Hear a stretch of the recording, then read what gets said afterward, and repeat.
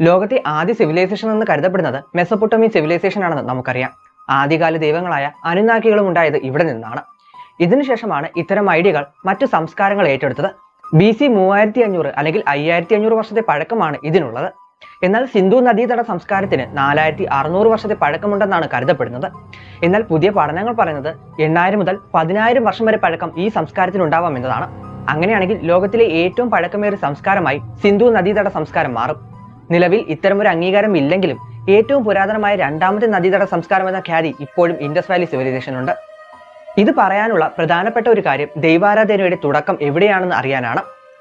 Cuneiform ലിപിയെ ഒരുവിധം തർജ്ജമ ചെയ്യാൻ കഴിഞ്ഞതുകൊണ്ടാണ് അവരുടെ സംസ്കാരം എന്തെന്ന് കുറച്ചെങ്കിലും നമുക്ക് മനസ്സിലാക്കുവാൻ കഴിഞ്ഞത്. എന്നാൽ ഇൻഡസ് സ്ക്രിപ്റ്റിനെ ഇതുവരെ തർജ്ജമ ചെയ്യാൻ കഴിയാത്തത് അവരുടെ സംസ്കാരത്തെയും ആരാധന ചരിത്രത്തെക്കുറിച്ചും നമുക്ക് വ്യക്തമായ ഒരു ചിത്രം നൽകാത്തതിന് കാരണമായി. എന്നിരുന്നാലും ചിത്രങ്ങളിലൂടെയും ശില്പങ്ങളിലൂടെയും ഇത്തരമുള്ള ആരാധനകളെ പറ്റി മനസ്സിലാക്കുവാൻ നമുക്ക് കഴിയും. ഇങ്ങനെ മോഹൻജദാരോയിൽ നിന്ന് കണ്ടെത്തിയ ഒരു ചിത്രമാണ് അല്ലെങ്കിൽ സീലാണ് പശുപതിയുടേത്. പശുപതി എന്നത് പരമശിവന്റെ ഒരു അവതാരമായാണ് ഹിന്ദു പുരാണങ്ങളിൽ കണക്കാക്കപ്പെടുന്നത്. അതായത് ഈ കാലങ്ങൾ മുതൽ തന്നെ അല്ലെങ്കിൽ ഇതിനു മുമ്പേ തന്നെ ശിവനെ ഇവർ ആരാധിച്ചിരുന്നു എന്ന് പറയാം. ത്രിമൂർത്തികളിൽ ഒരാളായ പരമശിവൻ എവിടെയുണ്ടോ അവിടെ നമുക്ക് കാണാൻ സാധിക്കുന്ന ഒന്നാണ് ശിവലിംഗവും. സംസ്കൃതത്തിൽ ലിംഗം എന്നാൽ അടയാളം അല്ലെങ്കിൽ പ്രതീകം എന്നാണ് അർത്ഥം. അപ്പോൾ ശിവലിംഗം എന്നത് ശിവന്റെ പ്രതീകം എന്നാണ് അർത്ഥമാക്കുന്നത്. ഈ ശിവലിംഗത്തിന് പ്രധാനമായി ബ്രഹ്മഭാഗ, വിഷ്ണുഭാഗ, ശിവഭാഗ എന്നീ 3 ഭാഗങ്ങളാണുള്ളത്.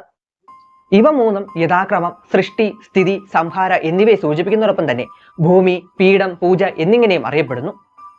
പ്രതീകാത്മകമായതുകൊണ്ട് തന്നെ ഒരു മനുഷ്യനെയോ അല്ലെങ്കിൽ ഒരു ദൈവത്തെയോ മാത്രമല്ല ശിവലിംഗം അടയാളപ്പെടുത്തുന്നത്, മറിച്ച് ഈ പ്രപഞ്ചത്തിന്റെ തന്നെ നിലനിൽപ്പിനെയാണ്. ഈ പ്രപഞ്ചം പരന്നതാണെന്ന് പറയുമ്പോഴും കോസ്മിക് മൈക്രോവേവ് ബാക്ക്ഗ്രൗണ്ടിനെ വിശകലനം ചെയ്ത പലരും പറയുന്നത് നമ്മുടെ ഭൂമിയെ പോലെ ഒരു എലിപ്സോയിഡൽ ഷേപ്പാണ് പ്രപഞ്ചത്തിനുള്ളത് എന്നാണ്. ഇതിനെയാണ് ബ്രഹ്മാണ്ഡം എന്ന് പുരാണങ്ങളിൽ പറയുന്നത്. ഇതേ ആകൃതി തന്നെയാണ് ശിവലിംഗത്തിന്റെ പൂജാഭാഗത്തിനുമുള്ളത്. സൃഷ്ടിയിൽ നിന്നും തുടങ്ങി സംഹാരത്തിലേക്ക് നീളുന്ന പ്രപഞ്ചത്തിന്റെ ഇൻഫിനിറ്റ് ആയിട്ടുള്ള ടൈം ലൈനിനെയാണ് ഈ ആകാരം കൊണ്ട് ലിംഗമാക്കുന്നത്.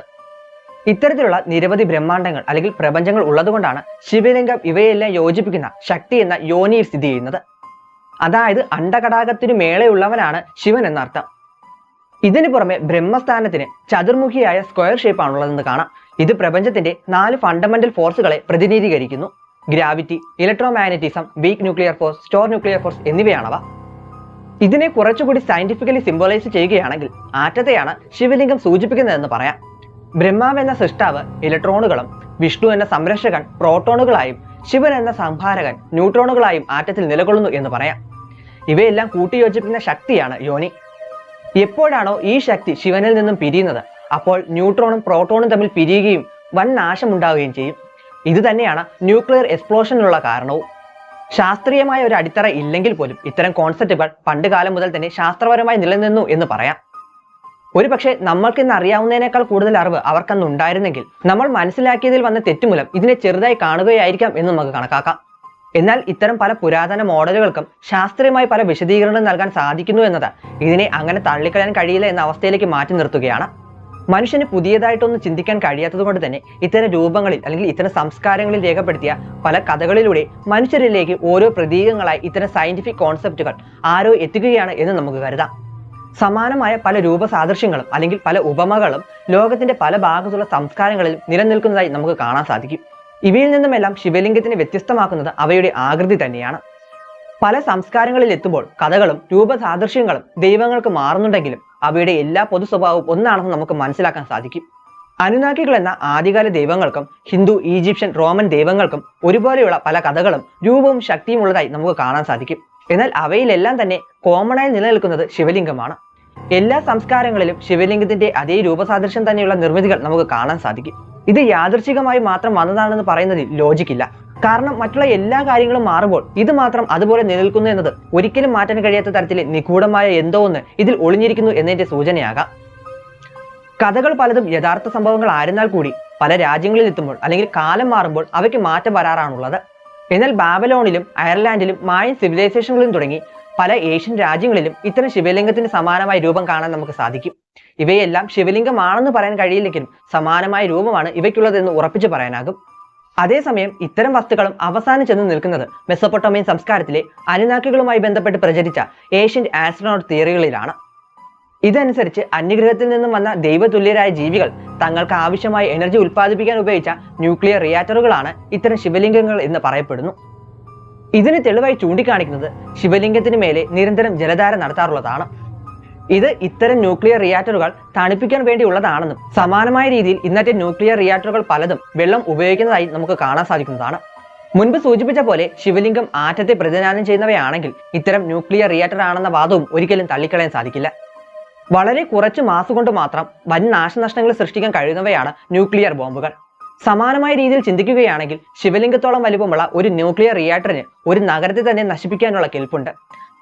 അല്ലെങ്കിൽ അന്യഗ്രഹ ജീവികൾക്ക് തങ്ങളുടെ വലിയ മെഷീനുകൾ പ്രവർത്തിക്കാനുള്ളത്ര ഊർജ്ജം ഉൽപ്പാദിപ്പിക്കുവാനും ഇത്തരം ഒരു വലുപ്പത്തിലുള്ള ന്യൂക്ലിയർ റിയാക്ടറിന് സാധിക്കും എന്ന് കണക്കാക്കാം. ഒരു പക്ഷേ ഈ ശിവലിംഗങ്ങൾ ന്യൂക്ലിയർ റിയാക്ടറുകൾ അല്ലെങ്കിൽ ഇവ ഡാർക്ക് മാറ്റർ ഉപയോഗിച്ച് പ്രവർത്തിക്കുന്ന അല്ലെങ്കിൽ ഡാർക്ക് എനർജി പ്രൊഡ്യൂസ് ചെയ്യുന്ന ഏതെങ്കിലും തരത്തിലുള്ള ഒരു ടെക്നോളജി ആയിരിക്കുമെന്ന് കരുതാം. അങ്ങനെയാണെങ്കിൽ നിലവിലത്തെ ടെക്നോളജി ഉപയോഗിച്ച് ഇവയെ പറ്റി പഠിക്കുവാൻ നമുക്ക് സാധിക്കുകയില്ല. ഒരു പക്ഷേ അനുനാക്കികളുടെ ഏലിയൻ തിയറി സത്യമാണെങ്കിൽ അവർ ഭൂമി വിട്ടു പോയപ്പോൾ വൻ നാശങ്ങൾ വിതയ്ക്കാൻ വേണ്ടി നിർമ്മിച്ച ഒന്നാകാം ഇതെന്നും പറയാം. അതുകൊണ്ടാകണം ശിവനെ സംഹാരത്തിന്റെ ദേവനായി കണക്കാക്കപ്പെടുന്നത്. ശിവലിംഗത്തിന് യഥാർത്ഥത്തിൽ ശാസ്ത്രവുമായി വളരെയധികം ബന്ധമുണ്ടെങ്കിൽ ഉത്തരം ലഭിക്കാത്ത കുറെ ചോദ്യങ്ങൾ ഇന്നും നമ്മുടെ മുന്നിൽ നിലനിൽക്കുകയാണ്. ശിവലിംഗത്തിന്റെ ബ്രഹ്മഭാഗത്തിന് മുകളിലുള്ള വിഷ്ണുഭാഗത്തിന് 8 വശങ്ങൾ ഉള്ളതായി കാണാം. ബ്രഹ്മഭാഗം ഫണ്ടമെന്റൽ ഫോഴ്സുകളാണെങ്കിൽ വിഷ്ണുഭാഗം 8 തരത്തിലുള്ള അടിസ്ഥാന ഘടകങ്ങളായിരിക്കണം. Fundamental particles, fundamental state of matter എന്നിവ ചിലപ്പോൾ ഇതിൽ ഉൾപ്പെടുന്നവയാണോ എന്നതാണ് ഇതിലൊന്ന്. അതേസമയം നമ്മളെ ചിന്തിപ്പിക്കുന്ന ഒരു കാര്യവും ശിവനുമായി ബന്ധപ്പെട്ടുണ്ട്. ആനന്ദ താണ്ഡവത്തിൽ സൃഷ്ടിയും സംഹാര താണ്ഡവത്തിൽ സംഹാരവും ഒരുപോലെ പരമശിവൻ നടത്താറുണ്ട്. പ്രപഞ്ചത്തിന്റെ ഉൽപ്പത്തിയെപ്പറ്റി സമാനമായ ആശയത്തിലെ ഒരു ഹൈപ്പോത്തിസിസും നിലവിലുണ്ട്. സൈക്ലിക് യൂണിവേഴ്സ് തിയറി എന്നാണ് ഇത് അറിയപ്പെടുന്നത്. ആധുനിക ശാസ്ത്രത്തിന് ഇന്നും വ്യക്തമായി ഉത്തരം നൽകാൻ കഴിയാത്ത പ്രപഞ്ചത്തിന്റെ ഉത്ഭവത്തിനും അന്ത്യത്തിനും കാലങ്ങൾക്ക് മുമ്പേ ഇത്തരം പ്രതീകാത്മക കഥകളിലൂടെ ലളിതമായി എങ്ങനെയാണ് അവർ ഇത് ആവിഷ്കരിച്ചത്?